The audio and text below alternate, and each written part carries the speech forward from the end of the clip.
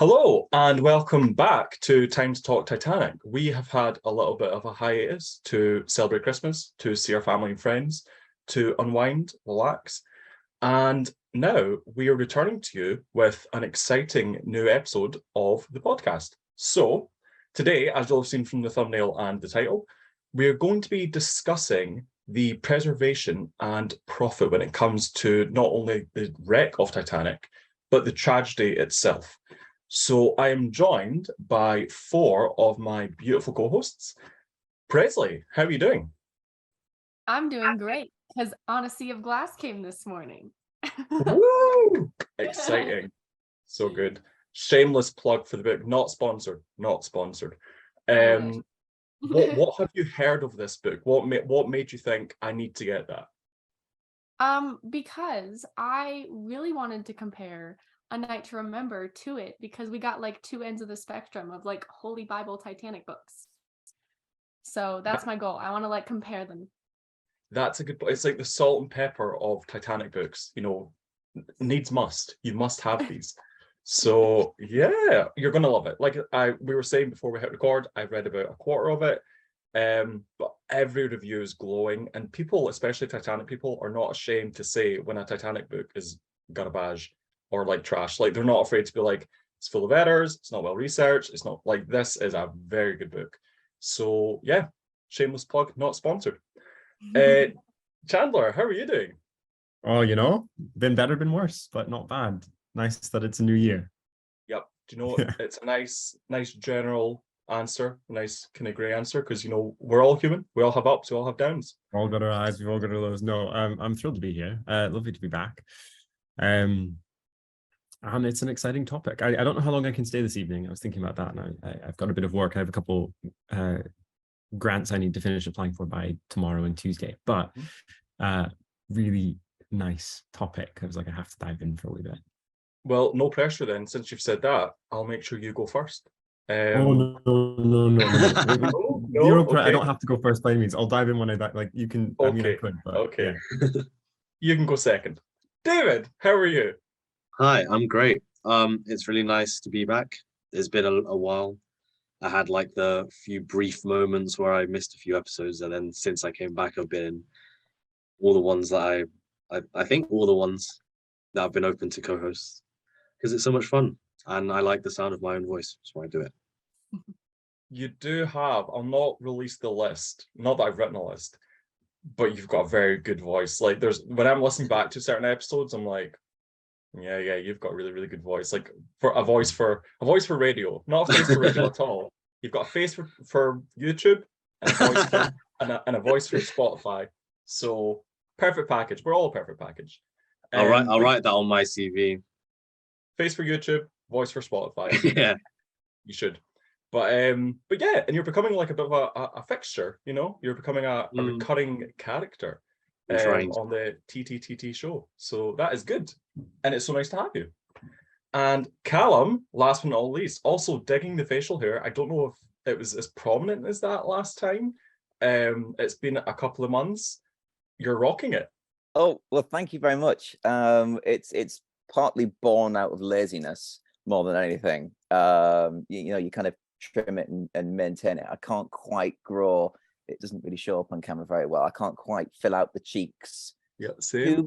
Too much. So they've had a falling out. They're refusing to meet in the middle. They've had a falling out, Mine have just started to kind of meet here now, so I could probably grow some kind of goatee, but the mustache is doing a lot of the heavy lifting with it more than anything.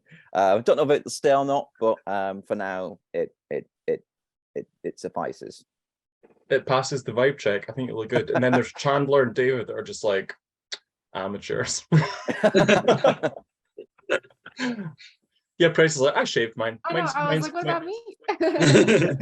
Let it grow Need in. to get you next time. Yeah, join the club, Presley. Come on. You'll have a fake beard next time. Right, okay. So, as we mentioned in the beginning there, today's episode is about the preservation and the profiting of the Titanic wreck and the tragedy in itself. Now, just like a bit of an exclaimer, like I don't want any of this, we might have differing opinions, but I don't want anyone listening to this to feel like we're shaming anyone. If you have bought any Titanic memorabilia, whether it's a book, those books benefit people, the people that wrote them, gain from that. And me, even as an example, I create artworks, I do commissions for people that, around the Titanic, and I gain financially from that. People could disagree with that, and they're perfectly entitled to. And I'm almost saying this for anyone listening. I don't want anyone to feel like we're chastising them or to feel bad if you partake in any of this on either as a consumer or a creator. But also for anyone on here, don't be afraid to be like, yeah, I think making stuff about it is a bit icky. Like, I won't take it personally. I'll block you and I'll never speak to you again. But like on the actual episode, I won't say anything. So, but yeah, I just wanted to put that out there. This is a safe space until it's, we've stopped recording. But yeah, just throw your ideas out there. It's an interesting topic because it kind of branches out into lots of different ways. When it comes to profiting, it's like, are you profiting from artifacts, or are we talking about profiting from like films, just the tragedy in general? So yeah, I'm curious to hear what people kind of have to think about it. So would anyone like to volunteer to go first and their thoughts about the whole thing? I'll go. So basically, I'll break the ice, pun intended. So I'll insert it up somewhere. The episode we did where we spoke to Bill Willard. So Bill kind of worked in collaboration with RMS Titanic Inc. in raising the big piece of Titanic. And there was also the little piece, which kind of broke from that. So there are two separate pieces kind of out in the world. The big piece lives in Las Vegas, and the little piece, I forget exactly where. I want to say somewhere in America, but it did used to tour. Louis, actually, who was on the episode with Bill and I, he saw it when it came to England at some point in the past. The big piece was far too expensive to kind of travel around easy, and there was some damage incurred during that. So when we were speaking to Bill had a lot of kind of opinions when it came to the preservation of the ship. He's perfectly aware that one day it will no longer be. There was a part of the episode where he said that a writer who was writing something based way in the future to kind of set the scene and set the tone of the world in this kind of distant kind of future state, referred to the place where the wreck of Titanic lay as a patch of rust and iron. So as opposed to this ship being there, they refer to it as just a heap of kind of orange matter, and that's all it was. And for a lot of people, that imagery, Bill said when he read it, it actually made him feel quite emotional. The fact that this ship will one day just kind of be mush, it won't be discernible as a ship. Whereas right now, the bow especially very much is. Now, that's the bow. The stern, and you'll notice for the thumbnail of this video, I've quite intentionally have used a picture of the stern for it. Now, my reasoning for that is something that, again, Bill told us in that episode. So if people go into the wreck in submersibles, again, there's only one company of salvers that are allowed to do that. There's a court order to say, yes, you can raise things from Titanic. From the stern, you can raise anything from anywhere because it's so destroyed. However, from the bow, you cannot take anything from the inside. You cannot detach anything from the outside.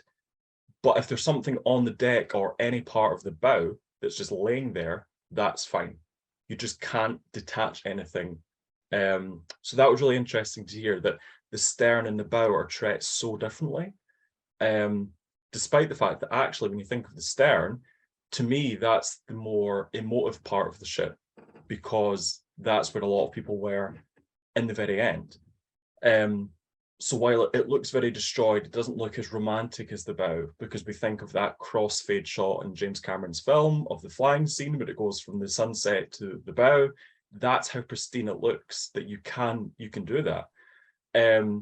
So yeah, I find it really interesting that when it comes to kind of artifacts, that's kind of where we're at in terms of the ship as a whole.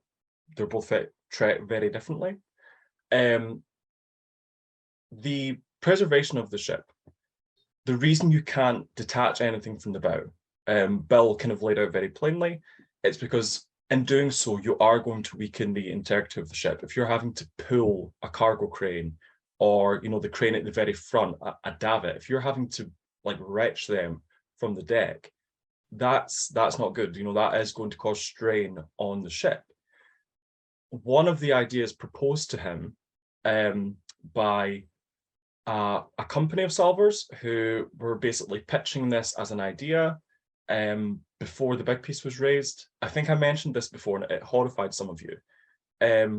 This company's idea to RMS Titanic Inc. was that they wanted to create slits in the hull and put in devices to drag out anything that were in these locked cabins and raise all this matter to the surface and kind of sort through it and see what's worth keeping and what's worth just throwing back in.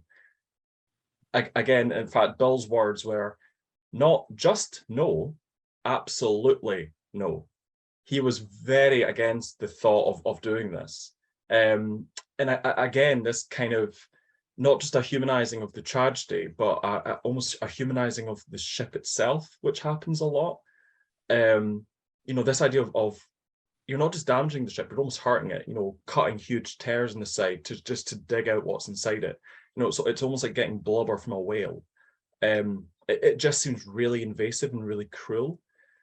And this kind of started a conversation Bill actually had, and a team had to get a court order put in place to prevent people from profiting from this, because there had been a rogue expedition in 2002 which had raised artifacts unknowingly. They weren't declared expeditions.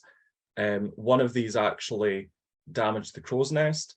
So between one official RMS Titanic Inc. expedition and the other, they noticed that the crow's nest was in a completely different place. It was unnatural damage. It didn't make a lot of sense. But they also noticed that there were artifacts floating around in auctions that they hadn't raised, and also they hadn't put on auction. So this kind of spurred Bill and his team on to make sure that this couldn't happen and this shouldn't happen. Again, Bill said that if you've got someone in Ireland, someone in Australia, someone in America privately owning, say, a cherub from the grand staircase or a linoleum tile from second class, okay, that's good for them. But slowly over time, the story, the very physical, tangible story of Titanic, it disappears. It completely disappears because it's locked away in someone's private collection. So now RMS Titanic Inc.'s mission is to raise, preserve, and educate. So they will raise what they can in the ways that they've been told they can. So again, the bow, not really. The stern, sure. The debris field, absolutely. They'll preserve it, whether that's keeping certain things in water. There's a myriad of different ways in which they preserve these artifacts. CNN actually, I think it was 10 years ago, but it's still worth watching. There's a little YouTube video where they show how they preserve all these different items that they bring up. Playing cards, books, suits, leather suitcases. Really interesting to see. And then education. So making sure all these artifacts stay together. They're traveling around in exhibits, but they're all kind of a family.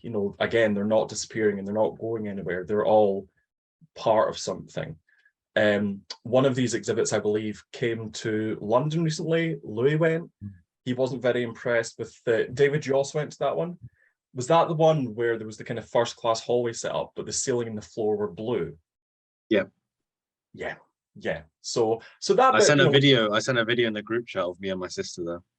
Yeah. And that had artifacts. At that particular exhibit, that's the one. So you were able to see artifacts there? Yeah. Yes. I took a photo of, I think, everything. Yeah, so that's an example of, what their mission is. So they're saying, okay, we're going to raise artifacts. We've got a lot. So this group of artifacts can go on to, this can go to London. This group can go to France. This can go to across Canada, which he says, and I think Bill's right, It helps keep the story alive, again, in such a visible, kind of physical way. You know, you can see pictures of the ship, you can read the most incredible books, you can watch a film, but when you see a pair of eyeglasses sitting in, you know, a glass case, it's almost on par with like Auschwitz.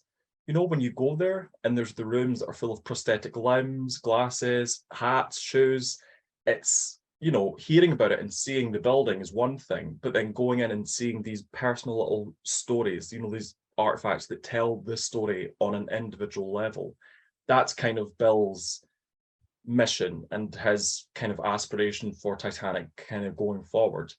But in terms of preservation, he's like, we've got to be realistic. Like he said with that quote from that book, Titanic will be a pile of orange powder one day.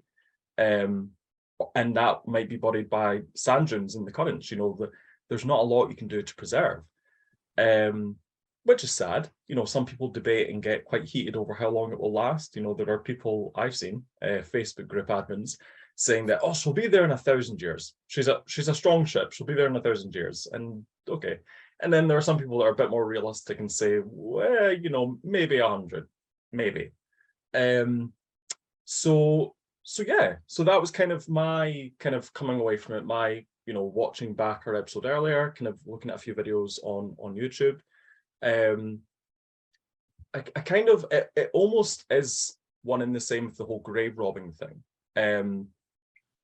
Whether you think it should be done, you know, raising it, but I think it's almost worse if it's done for profit. I think that's the issue, and I think I draw a hard line at putting things in auction for private collectors. I just think that's a hard pass for me personally. But yeah, so bouncing off just from whatever I've said, you know, what's people's kind of thoughts kind of around all that? I was reading an article. These aren't necessarily my thoughts in terms of what I've like sort of prepared to talk about, but you talk about private auction. And I was reading an article today about the most expensive painting ever sold at private auction, which is maybe not, but maybe a painting by Leonardo da Vinci. And we know who owns it, but we don't know where in the world it is at the moment. We don't know whether it's being hung in a private residence, whether it's in a vault somewhere. We don't really know anything about it because it was bought by a private individual who paid something like 500 million for this painting, basically. Wow. Which may or may not be a Da Vinci. And I think it's really interesting to talk about private sale of an item, say art, where a painting is typically at the period that, say, that painting would have been made for a private collector anyway. It was painted by somebody who'd commissioned for it to be painted, as most paintings of that period were, either the church, an aristocrat, some monarch, or in very rare cases, somebody would simply paint a painting because they wanted to. But oftentimes then it was sold on. So in terms of that, there was massive outcry in this article about, we don't know where this painting is, we don't know, we believe that it should be in a museum. And equally, then there's the mentality of, well, does it have to be in a museum? We know what it looks like. We've got photos, we've got plenty of physical evidence that it does exist, and we know that the person who purchased it is taking good care of it. I think when it comes to artifacts from a ship like the Titanic, there's a couple things that come into factor in my mind in relationship to private collection. One, was it owned by the White Star Line, or was it owned by a private individual? Like if I went on a ship today, or I went on a plane, say, I just crossed the Atlantic last week, and I've got my suitcase, I've got all the things with me. If that plane goes down, I couldn't care less. I'm dead, one, but I could not care less about what's in my suitcase. Take it, put it in private collection, sell it off. It has nothing to do with the Titanic itself, apart from the plane, say, apart from the fact that I, as a passenger, had packed it, put it there. And so in terms of private property, selling things in private auction, like, I think where something is found is very telling. If you find a ring, a pair of shoes, a wallet, a bowler hat, any number of things, where you find it in the wreck should be catalogued, and that information should be public. But the item itself, I don't believe needs to be. I don't think personal artifacts off of a person should necessarily, or don't necessarily need to be the things that we see on display in a museum. just because they were personal. I mean, this is something I'll talk about in a bit, but like debate about wedding rings versus, I don't know, hats versus books, like in terms of what might or might not be appropriate to take. But private collection wise, if you want to own somebody's diamond band that was found on the wreck site somewhere, sure, take it, go sell it. Like if anything in an exhibit, it's going to be, in my mind, representative of what jewelry was popular at the time, or more so just what somebody packed with them. I think where it gets more complicated in my mind in terms of private sale and private auction in particular is when we're looking at artifacts that are raised from the Titanic that were specifically Titanic artifacts. You mentioned a second-class tile or a cherub from the Grand Staircase, say. Those are things that were designed for public consumption in the first place. Public consumption obviously being the people traveling, but they were things that were designed for people to view. They were never designed to be put into a museum necessarily, but they were designed to be on display. And I think there's something very interesting about wanting, say, to have a piece of coal versus wanting to have, I don't know, the bell.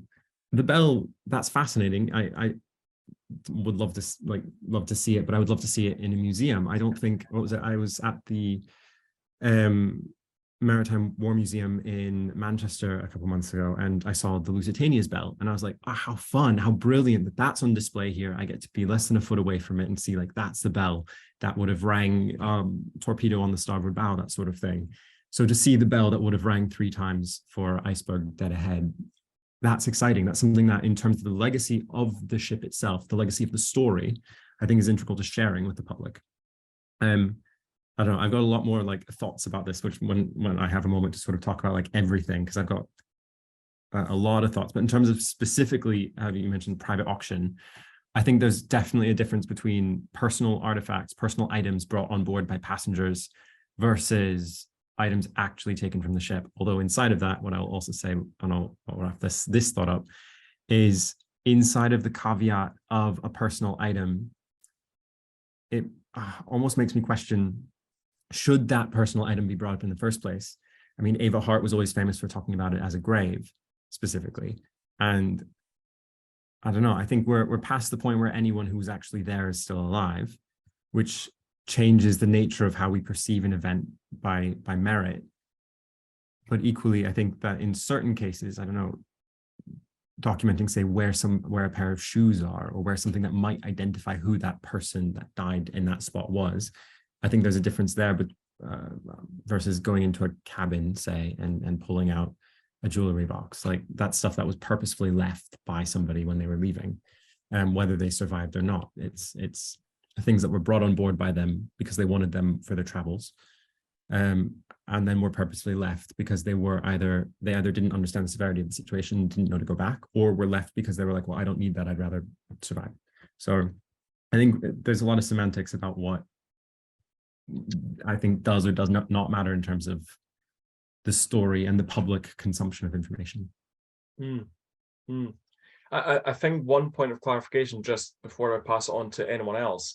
So when the Titanic sank, Lloyd's of London was the one that paid out for anyone that had lost anything. So damages were awarded by Lloyd's of London. RMS Titanic Inc. in the 2000s, or potentially the kind of early to mid 90s, that kind of time frame, paid 500 million to Lloyd's of London to basically buy the wreck and everything within it. So Lloyd's of London, up until that point, basically, because they paid out for everything, they had essentially bought Titanic and all the possessions inside it. So RMS Titanic Inc. said, well, if we give you this, we'll take that off your hands. And Lloyd's of London was like, okay. So that's basically how RMS Titanic Inc. has permission to do this and be the sole salvor and kind of company in doing this, because they bought it, essentially. So your example of, and it's an apt example, and actually, you know, thinking of plane crashes, I'd said to Bill that I think Lockerbie is a good example. So yeah. Ava Hart, Malvina Dean, they all see the wreck site of Titanic as a grave. You know, I empathize with that, or rather I sympathize with that, but I disagree, because when you think of Lockerbie, so the plane explodes in the sky, let's imagine that's the ocean. and all these suitcases and chairs and fuselage falls onto the town of Lockerbie. People in the town died because like parts of the plane fell on their houses. Like, yeah. Well, we wouldn't necessarily, or I wouldn't necessarily view Lockerbie as a grave. I view it as a town, just like I view the bottom of the Atlantic as the ocean floor. Where I think the tragedy took place is up in the sky, and just with Titanic, I think where the tragedy took place was the ocean surface. You wouldn't walk through Lockerbie and leave the chairs with bodies in them sitting there and leave suitcases on someone's swing and, you know, a bit of a plane on someone's roof. That needs to be cleared because it's not a grave. So I think it's interesting that basically where everything came to rest for Titanic is seen as a grave, but where everything came to rest for this plane in Lockerbie, or even 9/11, let's say, you know, I was going to bring up 9/11, but yeah, I also like, I think in terms of Lockerbie, 9/11, any number of accidents, emergencies that happen on land, that's not the final resting place for people necessarily. Like, I mean, I think you have to clean up things. I mean, in Manhattan, 9/11, Lower Manhattan, what was it? I mean, I used to live on Wall Street, which is 5-7 minute walk away from the World Trade Center. And I think it's such an interesting reality to exist inside of 9/11 happens above the water. It's in a place where people are still coming and going constantly. We don't call the 9/11 memorial a grave. We don't call it, it's a tourist destination. It is probably one of the biggest tourist destinations in New York City at this point. And I mean, there's so many thoughts that I have about 9/11 in general, in terms of how cleanup happened and where certain things went and any number of things surrounding it. But nobody in their right mind calls Ground Zero a gravesite, despite the fact that it's a place where 3,000 people died, which is more people than died on the Titanic. Yeah, and even rooftops, people's passports were being found on adjacent rooftops years after the fact, like in gutters. But that gutter isn't then referred to as a grave. It's just where something was found, and I don't know where those things are now. Probably returned to family members, I'd assume, because it's a different scenario. It's not like a bank bought everything that was on the planes, and you know, it's a slightly different. The aftermath of 9/11 as well is like instant. You know, the planes crash, the buildings fall, and that's something you have to deal with. Whereas the wreck of the Titanic was found like an odd 70 years later. Yeah, exactly. So while there's these big differences, it's interesting. You know, of course, people have every right to say it's a grave, but then I think it's interesting to counter that and say, well, would you view, you know, I think Bill and I were discussing like a battlefield. If you're out walking your dog and your dog is digging and finds a dog tag, like a soldier's dog from World War II, are you just going to like be like, give me that and bury it again? Like, or are you going to take that to a museum or someone and say, this is really interesting, you know? I wouldn't bury it again. I wouldn't say that, oh, that should stay there. That's, you know, that's not appropriate. I would take that to someone because I think it's worth, and then they can do whatever they need to do because they're the professional. They would know what to do with that. So yeah, I find it really interesting. But yeah, it was just, I just want to clarify, just kind of going forward, that Lloyd's of London did own everything on the seafloor, and RMS Titanic Inc. now owns everything on the seafloor. That was just kind of what I wanted to illustrate there. David, you think you brought up a really interesting point. I don't even, just in terms of something that I think about a lot, which is that the Titanic wasn't found for 70 some years. Whereas it's interesting, we think about the Titanic as, even there's debate it as a gravesite, as a place that needs to be left alone. When we look at the Lusitania or the Empress of Ireland, say, I mean, Empress of Ireland, you'll still find people's skeletons, you'll still find their bones. But immediately, what was it? The British government literally used the wreck of the Lusitania as a way to test depth charges, to like literally do military exercises on a wreck that has, what was it, 1,295, nearly 1,300 people died on the Lusitania. And the Canadian government and Canadian Pacific immediately went down to the wreck of the Empress of Ireland to bring up gold bullion, to bring up safes, to bring up artifact, like monetary things, money from these wrecks. And so it's interesting for us to sit here and talk about the Titanic from the perspective of it being a gravesite, when there are plenty of other examples where there have been just very, very comparable numbers of people who have died that are treated with absolutely no respect and no dignity in the same vein. So I wonder, I do wonder if it's to do with the fact that the Titanic, one, is at a depth which meant that it was impossible to find for a very long time. And two, because it sort of exists within this lore unto itself, and we've spoken about this a lot on this podcast, where it sort of exists within the myth that is the Titanic. And part of that myth is due to the fact that it wasn't found for a while. Whether or not that has an effect on how we view the wreck today and how we view the stories of the people who were there, where they've almost become legends unto themselves, and as a result, how do we treat like, things? They're kind of like celebrities, aren't they? I mean, yeah, you could name a bunch of people from the Titanic who were just like regular people or wealthy people. But you're a lot more hard pressed to remember names from the Lusitania, for example. I find that very interesting.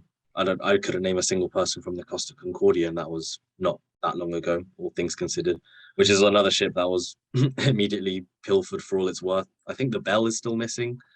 So I don't know. I think time definitely treats things differently, which I find like an interesting point to look at. I mean, are there debates whether we should excavate Pompeii? That's almost definitely a gravesite. 100%. A lot of definitions of what a gravesite is. I think there might be a bit of controversy with like the plaster molds of people. I'm not sure. I could be making that up, but it's almost definitely almost worse because you can see what people were doing when they died. Whereas with the wreck of the Titanic, okay, there are shoes, but Bill brings up a really good point that a lot of these shoes actually wouldn't have been on people. They'd have been inside canvas bags or suitcases that have deteriorated, and they just happen to be side by side, and that's where they've rested. There's a lot of them actually. One of the most famous photos, I wouldn't say it's cropped, it's been taken at a funny angle. You can actually see that it is lying inside like an open suitcase. You can see the metal framing, you can see fabric, kind of leather. So a lot of these shoes would not have been on people that just floated down very gracefully. That wouldn't happen. Bodies, unfortunately, that wouldn't do that on the way down.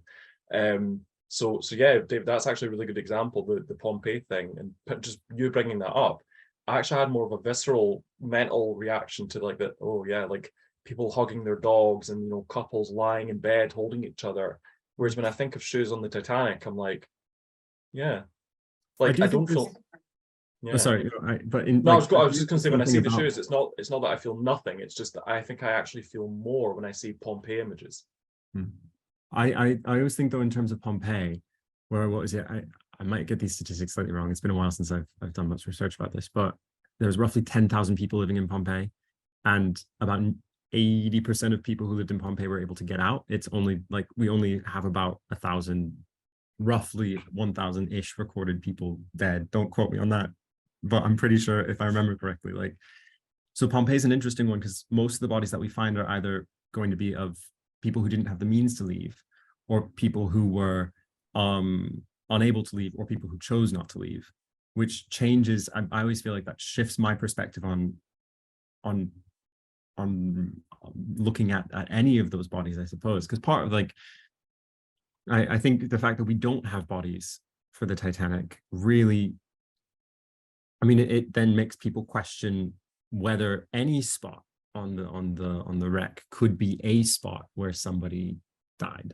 Whereas we know generally where in Pompeii or any number of other places, we know generally where a body is where somebody died, and as a result that spot might be significant in terms of something, and the spot down the road or the room next door is less. I don't know. Yeah, I'll stop talking. I feel like I've spoken a lot. Yeah. Presley and Callum, what are your guys' kind of thoughts on this? Even if it's not anything to do with what we've kind of spoken about, just your general kind of thoughts, or anything you've kind of come in kind of thinking when it comes to the preservation and profiting. It's interesting, this idea of the gravesite and it kind of being a place where people died, because as you've kind of been saying, our perception of what a gravesite is very subjective. If you look at Sutton Hoo, for instance, in the UK, that is a literal gravesite, but it didn't stop people digging it up and pilfering it. The helmet sits in the British Museum right now. That is a literal gravesite. But because it's 1,500 years old, it's fair game. I might not be correct, so citation needed. But my granddad used to be an undertaker. He used to work in funeral care, and I think, at least in England, graves are protected for about 100 years. After 100 years, grave sites can be redeveloped. They can be built on. It isn't as long as you think it is in the UK, but at least England. I don't want to anger Arron when we're talking about UK and English laws and things like that, because there's a debate going on at the moment between sovereignty and law, but they can be rebuilt and they can be built on. So it's interesting that we kind of have that standard, I suppose, depending on who you speak to, how long ago it was, where it is. You think of the numerous farmers' fields, for instance, in France, where bodies weren't recovered; they were just left to sink into the mud. Farmers, it's still used as farming land to this day. Farmers regularly find bones and things like that as they're tilling their soil. Is that a grave site? Is that a grave place? Should we not touch that? Should we leave that alone? If something's found, should we put it back and leave it where it is, or should it go to a museum? It's just interesting, that idea behind what constitutes a grave site more than anything.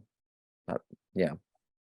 I think something you said there, and Chandler also kind of, in fact, David and Chandler kind of mentioned it when they were having their kind of discussion. I think definitely a big part of it is just the fact that it is the Titanic. The judge that got the court order request from Bill and his kind of cohort, his declaration when he was giving out the final verdict to say, he said any other shipwreck in international waters is fair game, but the Titanic is one of cultural significance. And at that time, he said that there are a few people that are still alive.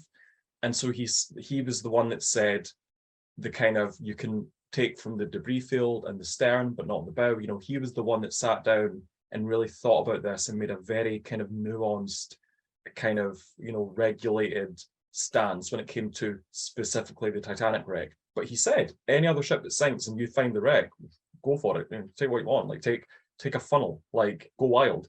And so there you go. You know, you've got a judge saying this, who worked for like the Admiralty, that said specifically because this is the Titanic, we're treating it differently. And I think he basically just kind of spoke for like the world. Like we do view Titanic differently, because it is the Titanic. So these bones in this field, it's not the Titanic. You know, this farmer plowing his fields, like, whoa, there's a skull.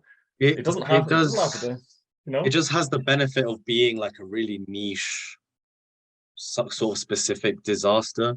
Whereas obviously people in the field, soldiers in a field, that's World War I. That's a massive, years-long event. I don't know why, but it does seem to change things a bit. That it is like a one-off niche event, pretty self-contained, all things considered. Whereas something like World War One, or maybe even, you know, like the Holocaust, Auschwitz was obviously a lot sooner than the Titanic, and that's a museum now currently. And again, by whatever vague definition you want to go by, it was the final resting place for a lot of people. It was a grave site for a lot of people, which and that's immediately a museum. Obviously, due to access, it's on land and not underwater. But there's a lot of, and that's part of a bigger event. So I guess, I don't know. And that's just like one of the more famous ones. There were a lot of concentration camps, but Auschwitz is the one a lot of people talk about. So yeah, I think there's a few interesting things to note there that I want to open up to the floor. I mean, I think Auschwitz is really interesting to think about in terms of how people have reclaimed it as a space. So yes, it is a mass grave in that regard. But I remember when I was visiting, the number of people who were on school trips from Israel, and they were like holding up the flag of Israel, or sort of reclaiming it as a space that I'm still here. Because I think there's cultural significance in relationship to, yes, the people who actually died there, but also the culture that has carried on, that was trying to be eradicated. And so I think that's a really interesting example to talk about, because there's also then the element of choice. Everyone on the Titanic, in theory, was there by some element because they chose to be there, whereas nobody in Auschwitz was in Auschwitz because they chose to be there. And again, I think you bring up a very good point as well about something being on land versus something not being on land. Again, if there's a massive explosion, it's going to be cleaned up. If there's something that happens in an arable place that can become farmland, it's going to be cleaned up. If there's something that happens in a space that can be utilized, it's going to be cleaned up. I mean, what is it? The Barbican in London was built on top of one of the biggest, I believe it was a plague pit from 500 years ago. Seven Dials in London was a plague. The Meadows in Edinburgh was a plague pit. Like, these are all spaces that are being used publicly in a modern context. And we don't bat an eye about it being completely dug up or completely changed. Yeah.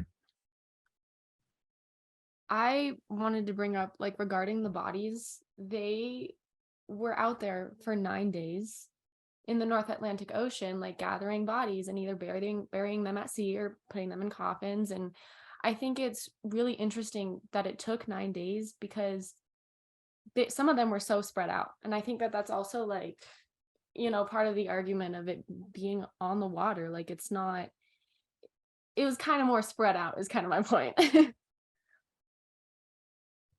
Yeah, and I suppose as well, there was a lot of confusion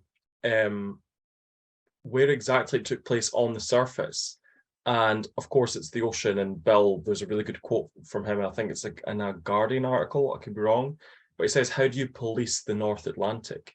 You can't really police the North Atlantic. You know, it's an ocean. Like, and up until a point, we didn't know exactly, you know, even the people that survived the sinking that were officers, you know, had given kind of incorrect coordinates because there was just confusion.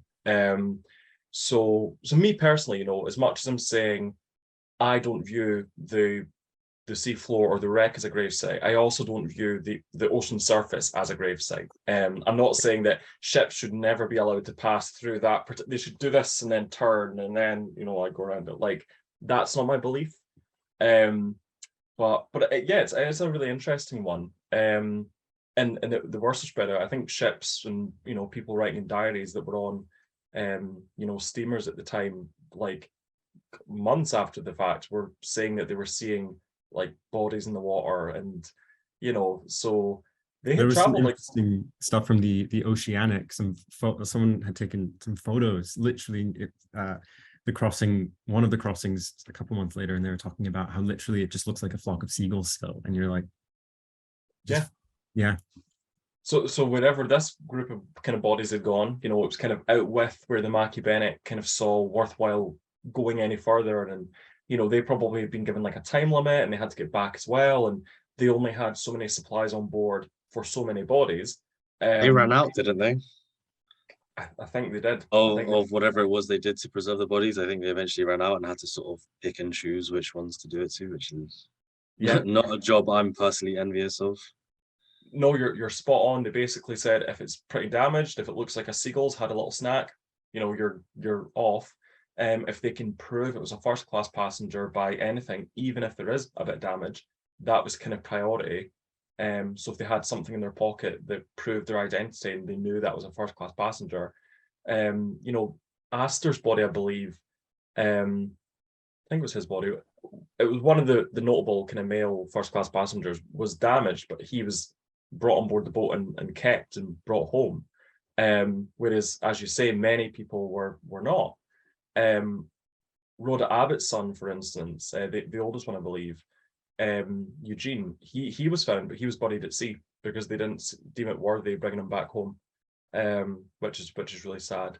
So, and and we're discussing this, and like I said, there is a huge crossover between this kind of the preservation, the profit, and also the grave robbing topic, which we discussed as well. But a lot of the things were like actually 90% of what we're saying we did not discuss in the grave robbing thing, which I find so interesting, that the idea of profiting, it's so emotive, and it's so it kind of brings up all these different but also similar kind of discussion points. I think kind of like bouncing off of kind of what we've discussed just now in terms of, you know, is that a gravesite, is it not? You know, how do we feel about people profiting off it, whether it's RMS Titanic Inc. In fact, David, when you said, you know, Auschwitz is now a museum, people can pay to go there. I've not been, but the first time I ever saw the display cabinets full of, as I said, glasses, prosthetic limbs, hats, shoes, it was a friend of mine who'd gone with her parents, and she took photos and she came back to school and she did a bit of a presentation of it. And I was really stunned. I didn't know that that was a thing that was there for people to witness, and it was really shocking to me. But again, one of the little videos that you can find on YouTube, BBC from last year, I believe, a woman who saved up for 30 years to visit the wreck of Titanic. She's just a civilian. She's just like you and I. She saved up all her money. She actually said she wanted to be one of the ones who found it. And when Robert Ballard found it, she was really disheartened. And she, you know, was like, well, it's been done now. But as an adult woman, you know, she saved up her money, and OceanGate has started doing basically like tourist excursions down to the Titanic. If you've got enough money, it's like Richard Branson wanted to take people to the moon, or at least, you know, the outer space somewhere in it. And you've got OceanGate saying to people, yeah, if you've got the money, you can go down to the wreck of Titanic. Which that money, it's not really going to preserving the wreck, because there's no way to preserve it. It's different when you look at, again, somewhere on land. So whether it's some kind of ruin, like say even Pompeii, you know, the money that people pay to go and see it, that can be put into the upkeep of the site. You know, putting up scaffolding to slightly fix a building or something. Whereas with Titanic, the money that OceanGate, the RMS Titanic Incorporated, the money that they're making, it can't really go to preserving the ship or like upkeep, because what are they going to do? So yeah, so I just kind of want to put it out there. We spoke about all that. Now let's think of the money. You know, so the money that these places are making. How does that make us feel? As an idea to take people down to the wreck, and the money not going into preserving the Titanic, I don't hate it. I don't hate it personally, because I mean, for starters, yes, how are we going to preserve the Titanic? We can't, so that settles that. And it's just a lot of people dream of being able to go there, and if you know, what are you gonna do? Yeah, what are you gonna do? Like, stop people from going because it's not helping the effort? In a way, the Titanic deteriorating, that puts in a lot of historical effort, because a lot of things have been uncovered as a result of this wall collapsed, and now we have access to this cabin or this room that we don't have access to before. So, I mean, we can't preserve it, but the fact that we can't preserve it is also helping in a historical context, and which is kind of sidetracking. I think I don't really see the problem, as long as they're being responsible and not, you know, destroying the crow's nest or disintegrating the bridge. I don't really see a problem to it personally. I think there's also, again, just going to throw it out there, it's the middle of the North Atlantic. Like, to get there alone is not an easy thing. So there, I think in terms of, I mean, one, exactly as David said, how could you use the money to preserve the Titanic? But also there's expense to getting there. And then to get there, you can't just take any old regular ship. You can't just go on a cruise liner. There has to be a very, very specific type of ship with very specific equipment to get you down there. Because again, 6,000 pounds of pressure per square inch, something along those lines. There's expense to those requirements to get there. So I think in terms of people paying to go, fine, great, do it, go for it, 100%. And I think in terms of the companies that are doing it, those companies have to They're companies. We live in a capitalist society. Every company has to make money. That's just that's just the world we live in. And as a result of that, I mean, if they're out for profit unto themselves, well, they're doing a good business. Like, maybe that's a really pessimistic perspective on it, but their job is to take people to visit the wreck as tourists, not to preserve the wreck. And as any tourist company knows, they're out to make profit. So it'd be like somebody taking like a tour group going to Pompeii. The tour group is making money as a tour group, not like, I mean, I'm sure a portion, ticket entry, whatever, goes to preservation in terms of what the tour group winds up paying, but you're paying your tour guide, you're paying your you're paying for transportation, you're paying for the expertise of the person who's leading you around. That's what you're paying for. You're not paying to preserve the site, you're not paying to preserve the location. Sorry, getting a few text messages in. So I find it interesting. Where I think I struggle is profit. And it's sort of one of the things I think the very first thing I talked about was the most expensive painting ever sold is in a private collection somewhere. And I think there's nothing wrong with that inherently. But it begs the question, who has the right to make profit off of something that is sold? In terms of, I suppose in terms of anything. Like where does profit come to play in terms of, I mean, it raises, I guess, the moral question, but then again, the British government going down to the Lusitania or the Canadian government going down to the Empress of Ireland immediately are out for I mean, profit. We can talk about, I think, I don't even know where I read this, but there was a consortium of families after the Titanic disaster who wanted to find a way to go down in the first place, literally in 1912. And these are people who've lost family members.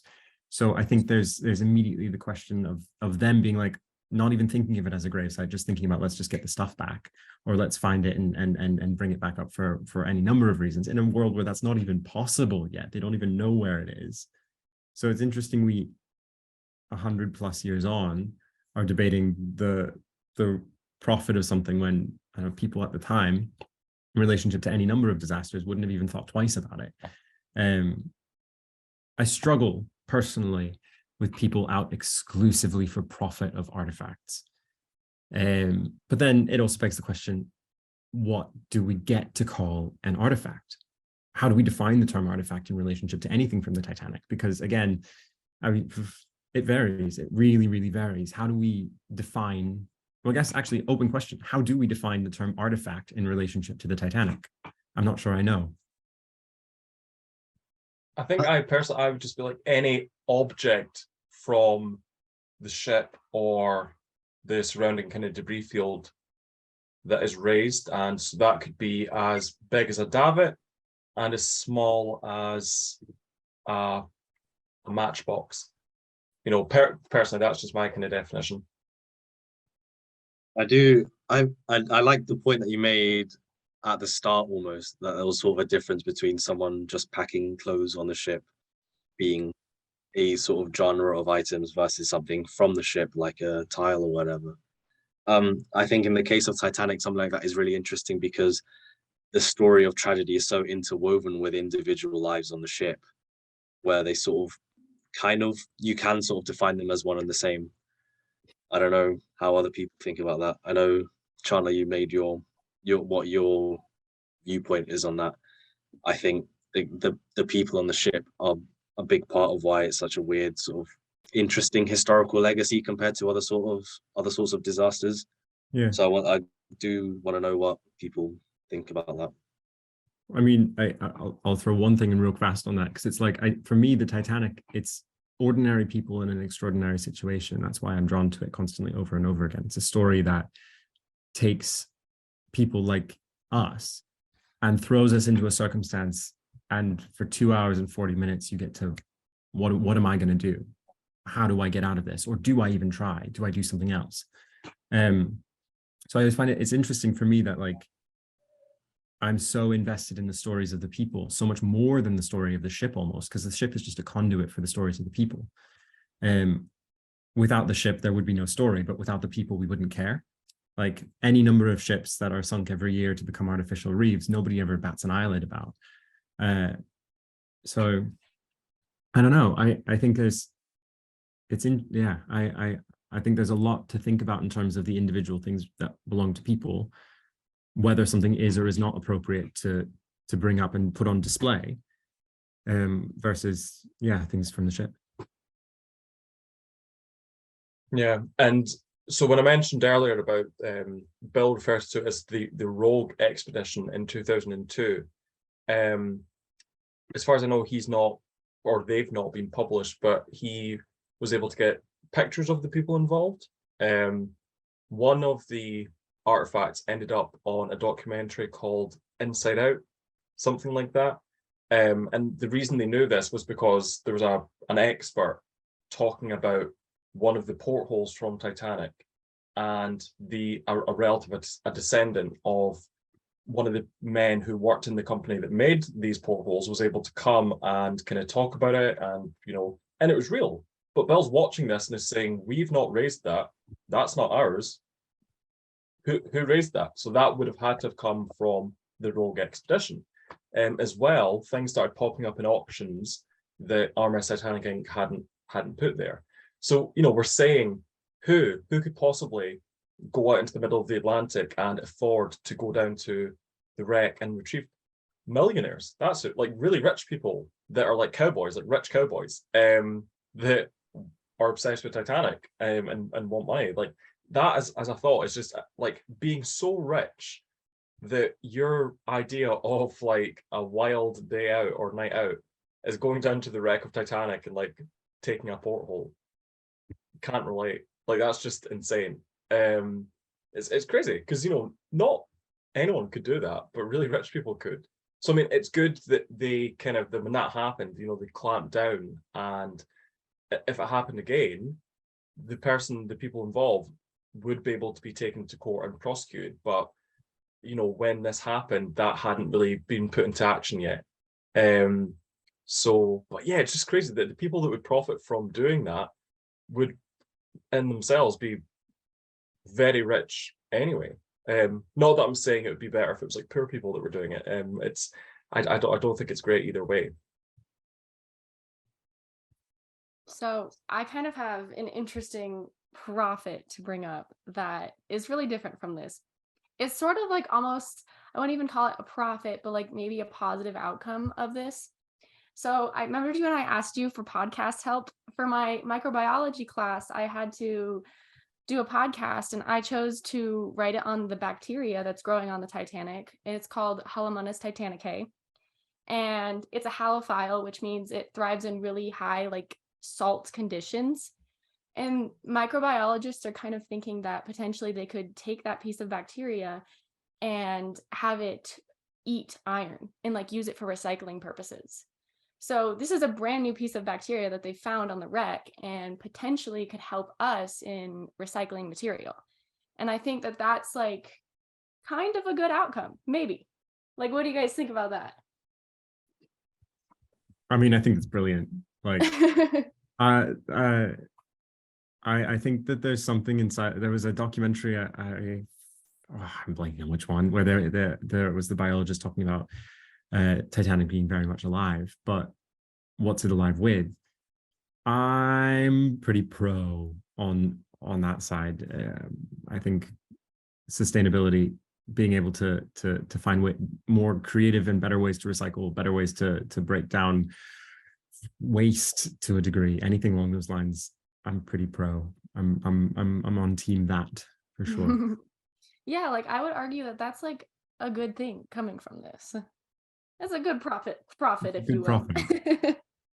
That's so true. I mean, it just shows that these kind of dives to the wreck even before tourists could do it, when it was just scientists and researchers and explorers, that, we've learned so much about the ship, but we're also learning so much about, things like that. I just think that's incredible. And okay, the profit that RMS Titanic Inc. is making, it is going into better technology. I mean, for example, last year we had the most high definition, clearest video footage of the ship that we have ever had.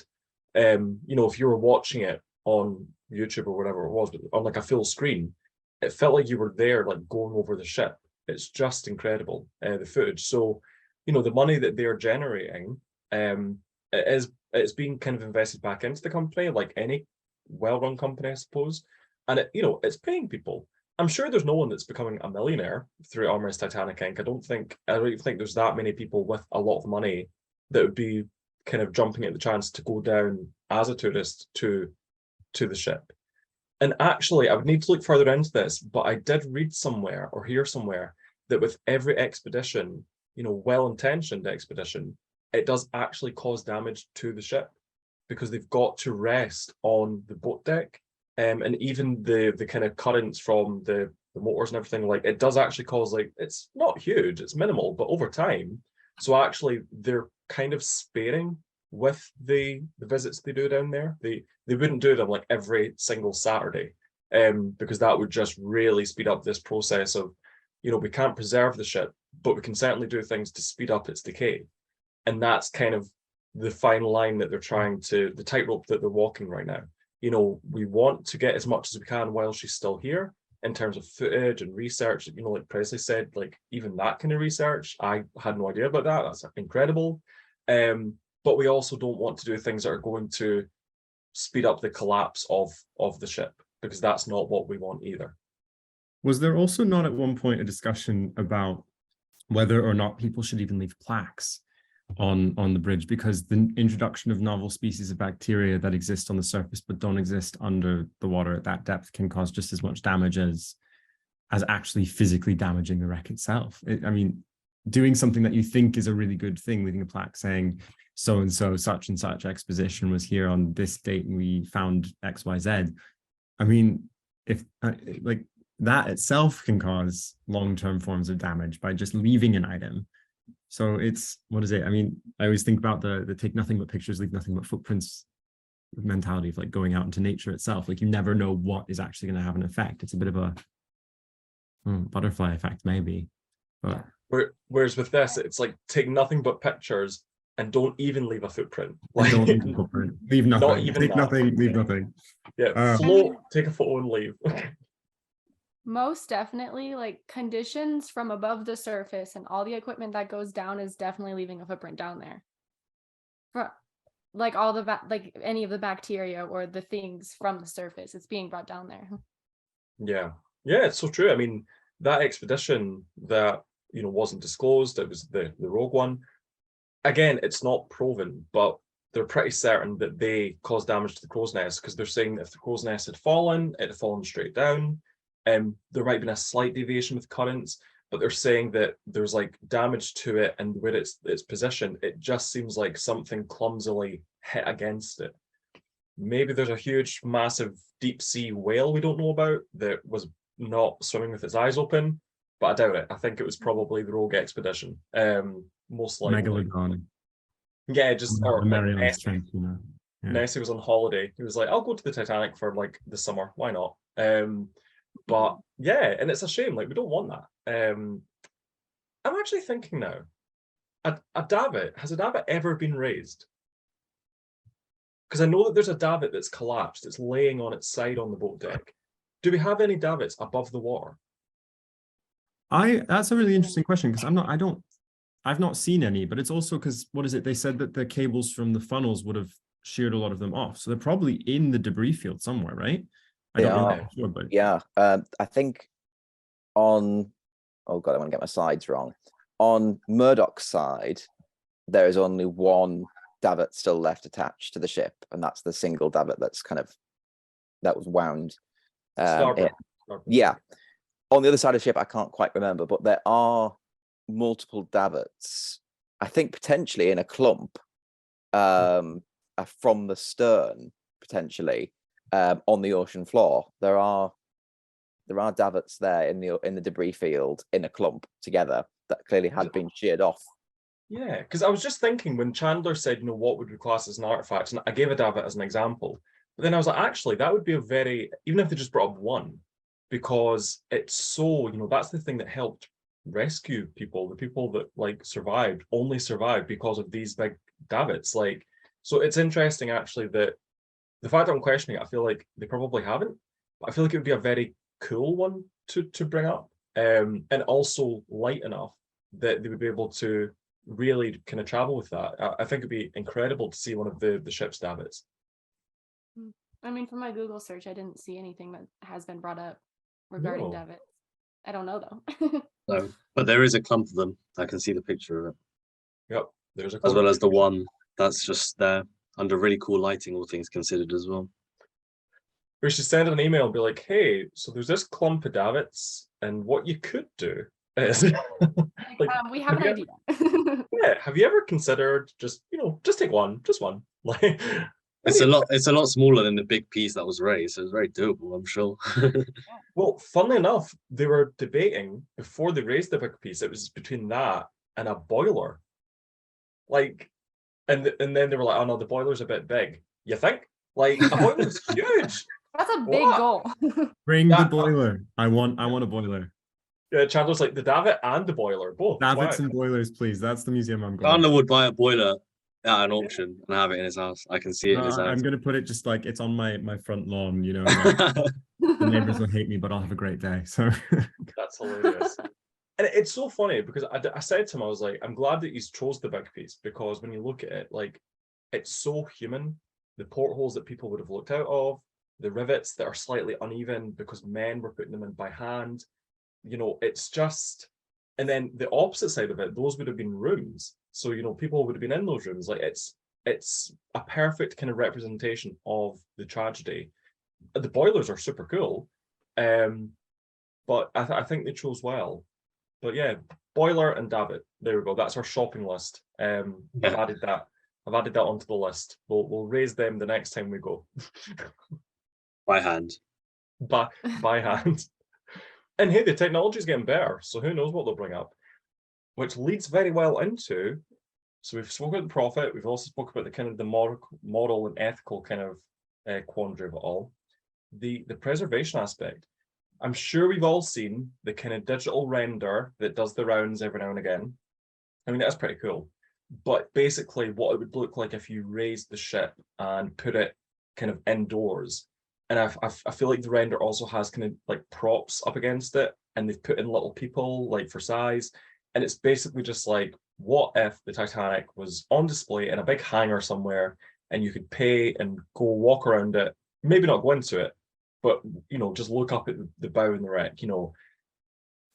Let's say that was doable. Should it be? Like, does it need to be done? I mean, just because we can doesn't mean we should. It's been done with wrecks before. I mean, what's the Vasa in Sweden, which is the wooden ship that was raised almost perfectly intact? Should it be done though? I mean, no. What's the one? The Mary Rose. That's another one. That's the Tudor ship, one of Henry VIII's favorites, I think. The selfish part of me would love to go and walk around and see it. Like, I know it's technically not good, but I just would love to go do that. Yeah. I mean, I think the fact that I've gone out of my way to go to a random hotel in England to touch parts of the Olympic shows that probably if I found out tomorrow that they were going to raise the Titanic, I'd be like, right, I'm not spending any more money until I know how much the tickets are going to cost, because I'm going. I'd go. But again, it's not necessary. But yeah, the selfish part of me, like you said, Presley, totally. The selfish part of me is like, raise this ship. But also, yeah, like if someone else with a lot more money was making the decisions, I'd be like, oh, okay. I mean, from an information perspective, I'd love to see it. I'd love to go. I'd love to like see exactly what can be seen. I don't know. I mean, I think the best museum I've ever been for any ship, I'll say other than the Titanic, it was the SS Great Britain in Bristol, because obviously the Great Britain was a very important ship of its era. And when they brought it back to Bristol, it was sort of just a shell. They basically completely rebuilt the ship inside of the original ship. So now it's I mean, it's brilliant. Honestly, one of the coolest museums I've ever been to. Shout out to the SS Great Britain in Bristol. I really want to go. go, go, go. Like you go once and you get a year-long membership. It's the same as the SS Britannia in Edinburgh. So like worth it 100%. But I think inside of that, like we have so many examples of ships from any number of eras that you can go and you can see and you can walk around, that I don't know. I mean, I would worry that bringing the Titanic up itself would cause more damage than good. Like, can we not just use scanning, CT scanning, X-ray scanning? I don't know how it works exactly. I really should do the science of this more, but like, can we not simply scan the wreck to see exactly what's going on inside of it? We must be getting to some point where that's a possibility, or even an inkling of something that we could do. Yeah, like what if we could like 3D print the wreck That'd be and then great. have a big hangar? And then have a big one. Yeah. Something like that, kind of similar. There was this cave, really important cave, with a bunch of cave paintings from who knows how long ago, and they opened it to the public. And because of all the humidity and body heat and stuff like that, the paintings started to get damaged beyond repair, and we essentially lost really old bits of history. And then another cave was discovered. I think what they did was like they recreated the cave made out of plastic. They made it smaller so it wasn't as long to walk through, lit it up properly, and copied all the paintings onto it so people could walk through this cave as if it was the real cave, whilst preserving the actual paintings. And that as a historical idea, not bad. It's like James Cameron. They remade it out of plastic, slightly smaller, and they lit it properly. That's pretty much what James Cameron did. We're going to rebuild the ship, a bit weirder, and put really big lights on it. There you go. But I mean, that's a good idea. I think as well, like it's a lovely idea to be able to seeing the iceberg damage would be really, really interesting. Seeing the propellers, to finally put that debate to rest, that would be super interesting. But in a kind of a real sense, a lot of the artifacts that are raised have to be kept in water, which is just such an interesting concept, that someone's belongings, because they just happen to be in a ship that sank, now, over 100 years later, although they've been raised from the seafloor, now must always be in water, because that's just what's going to keep them preserved. They need to be kept in salt water that's a certain temperature, and it, can be in a transparent case, but that's how it has to be preserved. And I'd imagine that the Titanic, and especially because of the bacteria that Presley mentioned, I would think the Titanic, the ship, would need to be kept in similar conditions. So if you want to go and visit, and a lot of salt. Yeah, exactly. So you need to put on a snorkel, like a wetsuit, big bathtub. Yeah, really big bathtub. Even just imagine swimming through the wreck. How cool would that be? Like swimming through the wreck of Titanic. That would be bloody amazing. Wow. There's a wreck that is like practice for scuba divers, because I think it was just like docked. I think it was empty, and then it got bombed from above. So now there's like a massive hole in the middle, and it sank. And there's like, that's a practice for scuba divers because it's so easy to go inside and out of. And I've never felt inclined to scuba dive until I found out about that ship, because that is really cool. I think I even heard people doing that with the wreck of Britannic, like using it for diving practices for like the military. Because I mean, it's a super it's what is it, 400 plus feet down? Like super specialized divers can only get there, really. So I mean, but also I think it's interesting to use the Britannic as a lens to look at the Titanic, in terms of, obviously there's a number of structural differences, a number of distinctions, but I think we can absolutely use the wreck of the Britannic to explore what was going on the Titanic in terms of any number of things. I mean, preservation wise, there's so much good going on with the Britannic itself. So I don't know. I mean, it's the sorry, you go. I was going to say, like, yeah, as I've got you can't really see it very well, but it's Britannic and Olympic behind me. It's the last time that they were together, docked, and Britannic really cool. Britannic needs a little bit more love. I know we're called Time to Talk Titanic, but Britannic does need a little bit more love, and she's so much more accessible. She's far better preserved. She's going to be there a hell of a lot longer. She's whole, minus the bow a little bit, and I think, yeah, like you just said, if we want to know more about Titanic, rather than risking risking the ship down there as it is. Let's explore Britannic. There's so many mysteries about Britannic as well that we just don't know about. So many of the interior spaces haven't been seen, and I know it's quite difficult to get in those spaces. But if the money and the willpower behind it, it's far more achievable and far safer than going down, and probably cheaper as well, than going down to Titanic. And I mean, I'd rather go to the Greek islands in the middle of the North Atlantic. I don't know about you. You can live a Mamma Mia fantasy and then, finish it off with a Britannic visit. Yeah. Is the Britannic under any sort of ownership or jurisdiction due to the fact that it sank so close to a sort of mainland body compared to the Titanic, which sort of sank in the middle of nowhere? It's a good question, and it's not one I know the answer to. The wreck's owned by, I can't remember his name. Oh, I'm in Mills? that guy bought it. Yes, it's owned by a dude who's on Yes. Facebook. Simon Yes, Mills. that's the one. There he is. I see him all the time as a suggested friend, and I'm like, I can't do it. He owns Britannic. Can't add him. Yeah, Well, that's I'm really probably interesting. Too much. But imagine that. There's just some dude that like is a guy that exists and also owns Britannic, which also exists. What a life. What a life. Like, that is just It'd be insane. cool to explore. It would be cool to explore. The only sort of thing about it is the only other existing sister ship of the Titanic now that the Olympic unfortunately was scrapped. It's so interesting because you're right, there's not enough kind of attention and reverence paid to kind of Britannic nowadays. Obviously at the time there was, because it was horrific what happened. It was a hospital ship, like it was really shocking.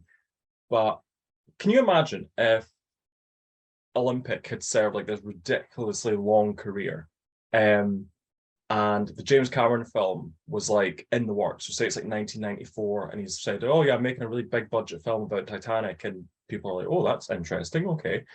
And then the next day they come out and they say Olympic's going to get scrapped. There was plans to make it a hotel, but nah, we're not going to bother. People would be like up in arms. People would be like, no, like even if it was like just after the Cameron film came out, people would be hysterical. Like that's basically like the twin of Titanic. You can't do that. Whereas when Olympic was scrapped, no one really cared. I mean, there might have been a few people that were like, oh, that's a shame. There was But a there push wasn't, for like- it to become a floating hotel at the time, but Yeah. But it- yeah, there wasn't like this known, maybe There wasn't people really a Titanic mania at the time that would have saved it. I'm thinking if it still existed now, was going to be scrapped, there'd probably be enough, maybe backlash. But then we have, obviously, it's not as historical as the Titanic, but we have like, what was it, the United States, I think, the SS United States, which is in complete disarray at the minute, and there's efforts after efforts after efforts to keep it sort of preserved, and it still exists. I think you can actually walk the decks of it on Google Maps. you can. But it's just like obviously way beyond its years. There's always efforts to try and save it, but its future is very uncertain at the minute. And But it's even the also, I Queen mean, Mary, I think- structurally. So sorry, Yeah. Aaron, I what was were going you to say saying? the Queen Mary, is that also not in a bit of a bad state? Yeah, It's been better, yeah. yeah. Yeah, so, but again, like we said, Titanic's got this special place in people's hearts, you know, whether they're as nerdy as we are about it, or they've just seen the Cameron film like a few times.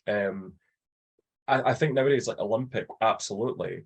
But then, yeah, when it comes to the SS United States, the Queen Mary, people are like, yeah. But like the Olympic, if the Olympic was like still in existence and people were like, we're thinking of scrapping it, I think there'd be like a huge uproar. But this podcast is officially now called Time to Talk Titanic because so someone messaged me, one of my followers, and said that there's an upcoming convention at which Richie Collar, I don't know who, will be releasing never before seen footage and photos of Titanic. The very intact engine room is what's being released. Oh, I'm pumped. Excited for that. So that's interesting. Richie Collar will be getting stalked on the Facebook, see if he's got a profile. Might add him, might add Simon Mills while I'm at it. So yeah, there you go. I was gonna say, obviously the Britannic's interiors would be a lot different than the Titanic's due to the fact that it was completely refurbished to be a hospital ship. All the really nice decorations taken down. I think they should have kept them anyway, but maybe besides the point. But would something like the engine room and the boiler room spaces be identical, if similar to what we'd have on the Titanic? Because that, I feel like that wouldn't change much due to the And- repurposing of the ship. Yeah, it wouldn't have changed a lot. Whereas Olympics, by the time she was scrapped, it would have looked very, very different. Yeah. But yeah, I feel like Britannics would be pretty similar. Pretty similar. So it would be a good. It's good that we can have a look at that then, because it will be a good frame of reference. Because we don't have access to those sort of spaces on the Titanic, do we? They're sort of below the seabed, right? Ish. So Ish. It's it will kind be. of Is it good that we now will have the footage of the Britannic, because that will be a good frame of reference to have in future. because the engine rooms were kind of in the stern area, I believe. Kind of, in the film when you see the scene where they're kind of helping each other go up to keep the lights on and stuff, I do think that where it was in the stern was just kind of above the waterline, which is why it was kind of unaffected for as long as it was. Which sadly does mean that I think it is in the most kind of depulverized part of the ship, sadly. So seeing Britannics will be, when I think of Britannic, one of the images that really comes to mind is the fireman's stairwell, so that really tight spiral staircase, and those gorgeous kind of circular looking tiles with that really beautiful pattern. And even the color of them, like, I'm sure when they put those tiles there, they didn't think it would sink in like grease. But the tiles are this lovely, like the color palette is actually very kind of like, it gives you those kind of Mediterranean vibes. So it works. But yeah, David, you're right. I think they should have kept the really ornate decoration, because if you're ill, if you're healing, if you're injured, you want your surroundings to be attractive, So I agree. I think you're right. Didn't they Also, sell another. most from the Britannic? Because obviously not everything had been put in fully. So like, and then after the ship sank, I'm pretty sure, didn't they sell most of the interior fittings? You can, like, what is it? The organ is currently, they found it in Germany or something. I think, or it was made in Germany and shipped and it was found in like a barn or something. I don't know. It's been a long time since I thought about this, but yeah, I suppose when they would have ripped a lot of things out, yeah, I guess they probably would have, or depending what it was made of or what it was, it might have been like melted down for like the whatever, who knows. But yeah, that's an interesting question. You never know what's going to pop up. I mean, it was last year that randomly a photograph of Ismay's private promenade just appeared. Someone just was like, oh, I've got this. Do you want it? Like, so who knows what we'll find in a barn or in a drawer. Some of the best parts of history are found just out of the blue. Someone like a lost episode of Doctor Who found in Nigeria. Nigeria. Yep. It's like how Wallace Hartley's violin was found in an attic in someone's house. Same with like a newspaper reporting the sink of the Titanic that was in an attic somewhere as well.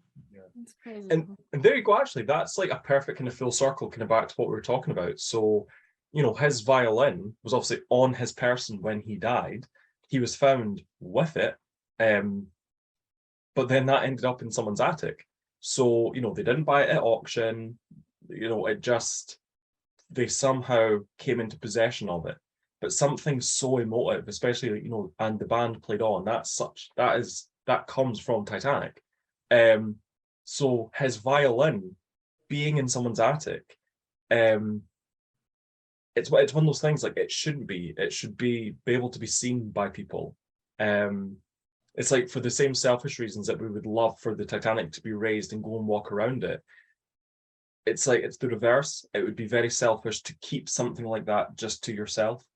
So yeah, that it's wild to think that was just chilling up there, just collecting dust. Yeah. So with that, you guys know that one scene from Indiana Jones when he like screams and he's like, "This deserves to be in a museum." That's what I like immediately thought of when we were bringing up this topic. And like, what I kind of wanted to make a point of is, like, I recently went to the Las Vegas exhibit and saw the big piece and everything. And I sobbed the whole time. And I think it's really interesting that you're in Las Vegas, of all places in the world, and people go see the Titanic exhibit. It was packed the whole time I was there. There was lines. Like, I think that's really interesting that in all places of the world, you're like, I'm gonna go to this Titanic thing. Yeah, I've been to the exhibit, and there isn't really a way. I've heard people say this about going to like Auschwitz, but there isn't really a way to describe seeing something that was on a person's on the Titanic. There's just like I don't know, you have like a sort of weird energy that comes over you. I can't remember what it was. It might have been like a pocket watch. They said it was found on the body of whatever, and that just made me feel like I got goosebumps just reading that, knowing that that was like the fate of both the item and the person. I could, yeah. But when I saw the exhibit in London last year, the Titanic exhibit, and one of the things that maybe not shocked me, but kind of maybe upset me a little, was people's behavior there. I don't know about anyone else, but I can kind of compare it to etiquette at the theatre. There's a certain way that you're expected to behave at the theatre when you're seeing a show. And especially since the pandemic, I've noticed that people's etiquette has completely gone at the theatre. Like Chandler, I know that you'll, as an actor, you'll probably kind of be able to know that firsthand. And the etiquette at that kind of traveling show, for lack of a better word, was really poor, I feel.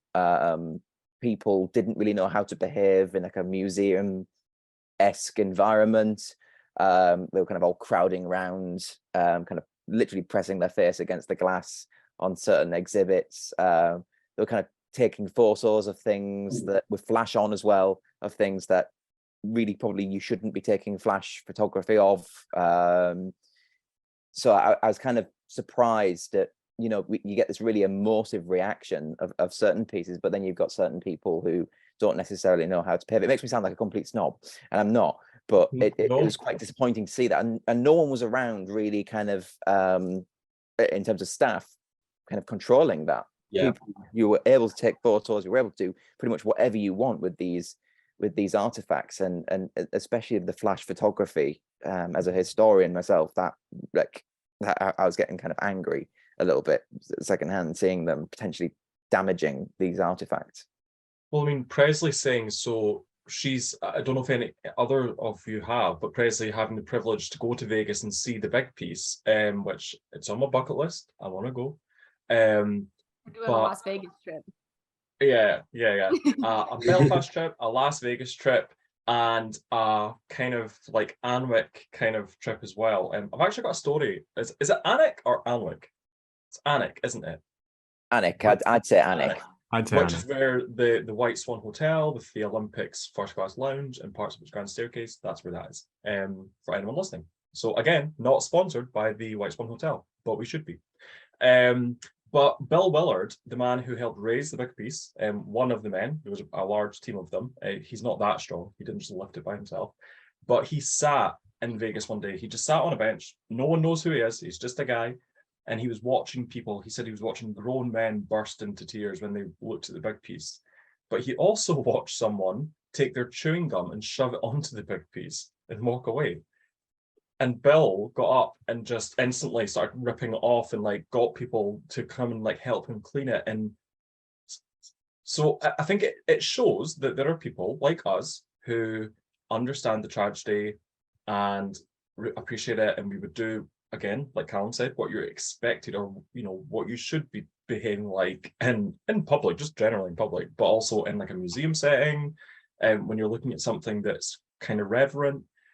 And then you've got people that are like, you know, the exhibit, especially I think the traveling exhibit, I think will draw people in who are like, oh, I've seen the film, and they go in and they're not really taking it that seriously. And then you've got the people that will put chewing gum on a bit of the Titanic. You know, it's like a sliding scale of just absolute abhorrent behavior. It's terrifying that people would behave like that at all. But he did say, he was like, for the day that I sat and just observed people, he said it was like less than like 0.5% of people who were doing, like, you know, even though you're not meant to touch it. I think everyone I've spoke to who's been there, not Presley, you know, and I don't know, and again, not judging, But everyone that's messaged me being like, oh, I've seen the big piece. I saw the big piece. It says not to touch it. I touched it. I touched it. And it's like, you're not meant to touch it. The oil coming out of your fingers will not agree with the big piece. Take your greasy mitts off the big piece. But then again, if you've touched it, it's too late now. You've done it, you know. But also, I mean, like, what is it at the Imperial War Museum again in Manchester, where they've got, or even the 9/11 Museum, where they both those museums have pieces of the World Trade Center. I just sat and watched for a moment, and every single person who went by that piece in Imperial War Museum in Manchester touched it. Every single person who went by. So it's like, I think there's something inside of us that's like, I become a part of a story when I physically felt it. But then also, I suppose, in terms of the topic for today, that begs the question, do we have the right to? Is it our story? In my memory, in the traveling 2012 exhibit, didn't they have a little piece of the Titanic that you could touch? That wasn't the big piece. With Did like, any of with you like your finger in it, right? Yeah, Yeah. I thought so. Because I was like, I remember touching that. and so there you go. So they know that people have this like intrusive thought of must touch. You know, even like the iceberg that, you know, you can touch, like, or a bit of an iceberg, you know, a big chunk of ice, or water that you can put your hand in and see how long you would last. Okay. You know, that's not great. But there's this very sensory, like physical, touchy-feely thing of like going to one of these things, which is great. And if they've put a bit of the hull, because, you know, bits did fall off, so it's great that they thought, oh, we could put this little bit in like water or whatever, you know, people can touch that. But then when it's like the big piece, it's like, don't touch it. And they're just like rubbing it and stuff, and it's just like, just don't, like, just kind of do as you're told. But to kind of answer Chandler's question of like, it's our story, and that it's kind of yes, because the people that were on it are not here anymore. So it's our story, but it's almost like the torch has been passed. Like, we're kind of carrying the torch. It's our story. I see it anyway in that respect. So it's people's story, and the fact that grown men are bursting out into tears, and women, and, you know, people feel so attached to it on varying degrees of, you know, whatever it is. Yeah, I do think it's our story, but it's not our property. It's not our job to touch it. There's a line. I just think, yeah, I think it's our story, but hands off, basically, unless you've been told that you can put your hands on it. Personally, but yeah, but I do want to go to Vegas and Belfast. I personally was quite underwhelmed with the museum in Belfast. I'll admit, it wasn't bad. It wasn't bad, but it just wasn't as good as I think it could be. I think personally, there are artifacts. There's just not a lot. And a huge portion of the kind of the beginning of the museum is about Belfast and kind of the history of Belfast, which it is interesting. It kind of explains how it became the heart of kind of shipbuilding, and, you know, how that kind of came to be. But I would love to go to Vegas. I think that's like the zenith. It's like the mecca of Titanic enthusiasm. Going to see the big piece. That is definitely something I want to do. But again, I've actually said to people, if you go to Belfast, the museum, I mean, obviously you're going to go to that. But even if you don't stay at Titanic Hotel, because like the rooms are nice, but it's not really the rooms that are like the thing. It's the restaurant and the bar that were the drawing offices. That is what you should go and do. And just book a table or walk in to have a drink and see it. And you can also kind of go out and go into the hallway and see Thomas Andrews' office, you know, the big room where they would like hold meetings and stuff. You know, that is really worth seeing, you know, sitting in the room where the ships were drawn and conceived. Yeah, that's incredible. So, and then again, Anik touching parts of the lounge, like that's just, and when you think about, you know, Thomas Andrews was on the Olympic, Edward Smith was on the Olympic, Ismay was on the Olympic. So these men would have sat potentially in one of these booths in the first class lounge. I was really lucky that when I went for dinner with my brother and his girlfriend, there was no one else there. It was us three. Probably not good for the hotel. They're probably like, we want people to be coming in for dinner for money.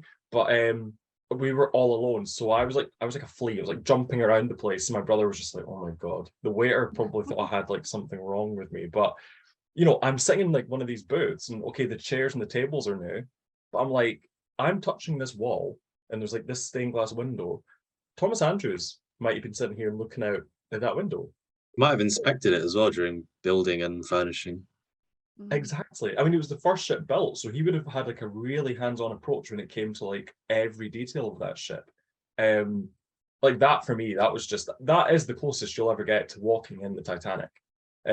Is going to places like that.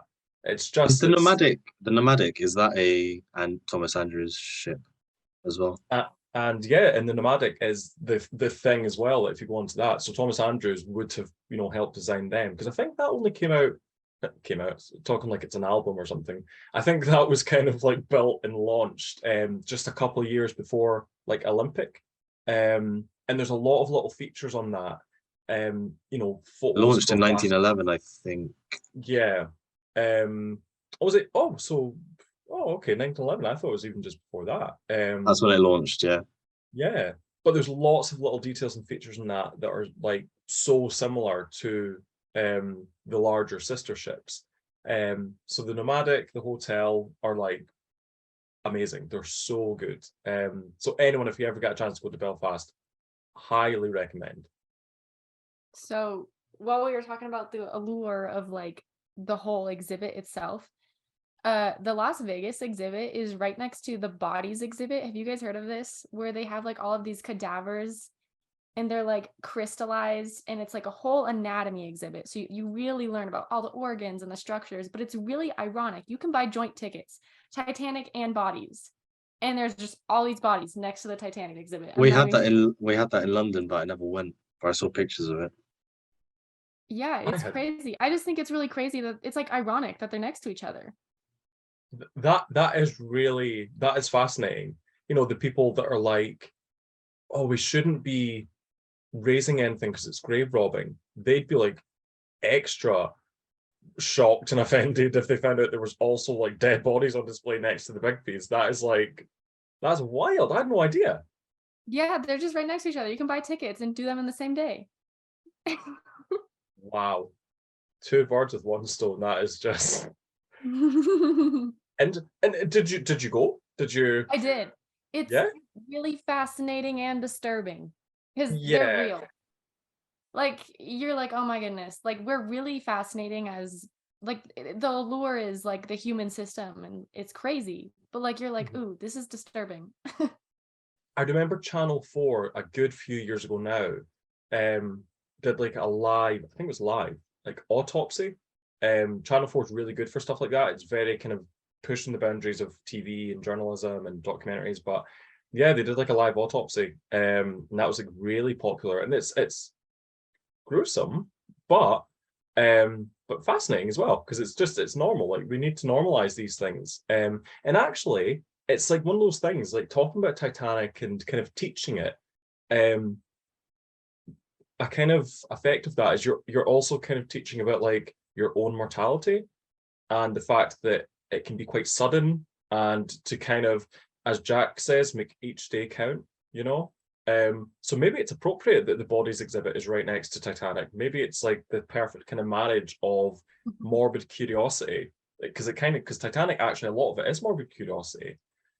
Some of the most kind of viewed videos on YouTube are, did people explode inside the Titanic when it went down, and how long would I have been able to survive in the sinking Titanic?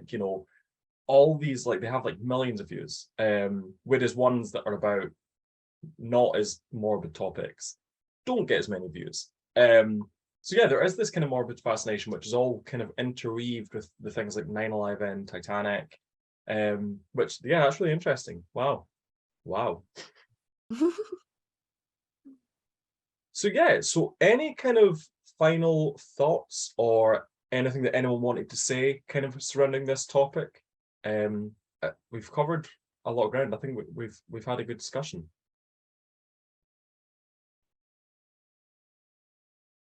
I'd say I was very, very happy with the way it went as well. We didn't just discuss artifacts. We discussed the whole kind of moral idea of it. We compared it. We used. I really like the comparisons that people were using as well, not just sticking to ships. The example of Lockerbie, Pompeii.